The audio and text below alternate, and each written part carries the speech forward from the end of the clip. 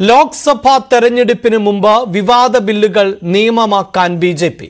പൗരത്വ നിയമം ഒരാഴ്ചയ്ക്കകമെന്ന് കേന്ദ്ര തുറമുഖ സഹമന്ത്രി ശന്തനു താക്കൂർ പറഞ്ഞു.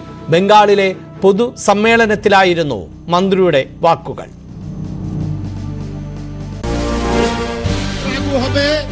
এবং সেটা আপনারা দেখবেন, আজকে সেই গ্যারান্টি এই মঞ্চ থেকে দিয়ে যাচ্ছি। সুকান্ত দা এসছেন মঞ্চে, আমি আমার বক্তব্য দীর্ঘায়িত করব না। বক্তব্য অনেক কিছু বলার ছিল, কিন্তু সময় অল্প আছে বলে আমি আমার বক্তব্য তাড়াতাড়ি শেষ করতে চাই। যারা ৭১-এর পরে ভারতবর্ষে এসেছেন, আমি শুধু সংক্ষেপে কতগুলো কথা বলে যাই। এই রাজ্য সরকারের মুখ্যমন্ত্রী বারবার বলছেন আপনাদের ভোটার কার্ড থাকলে, আধার কার্ড থাকলে আপনারা সকলে নাগরিক, আপনি ভোট দিতে পারছেন, ভোট দেওয়ার নাগরিক। কিন্তু এখানে শুনেছি কয়েক হাজার মানুষকে ভোটার অধিকার থেকে বঞ্চিত করা হয়েছে। মুখ্যমন্ত্রীকে জবাব দিতে হবে, এই মানুষরা কেন ভোটার অধিকার থেকে বঞ্চিত হচ্ছে, আধার কার্ড থাকলে অধিকার থেকে বঞ্চিত হওয়ার কারণটা কি?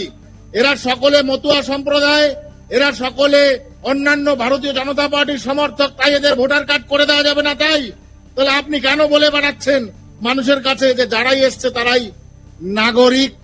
নাগরিক যদি হয় তাহলে পাসপোর্টের ইনকোয়ারিতে যখন ডিআইবির কাছে যাওয়া হচ্ছে, ডিআইবি কেন ৭১ সালের আগের দলিল চাইছে?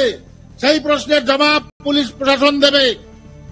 এটা সবচাইতে বড় কথা। তাহলে তো আমাদের ভোটার কার্ড, আধার কার্ড, রেশন কার্ড দেখে আমাদের পাসপোর্টের যে ভেরিফিকেশন সেটা করা উচিত।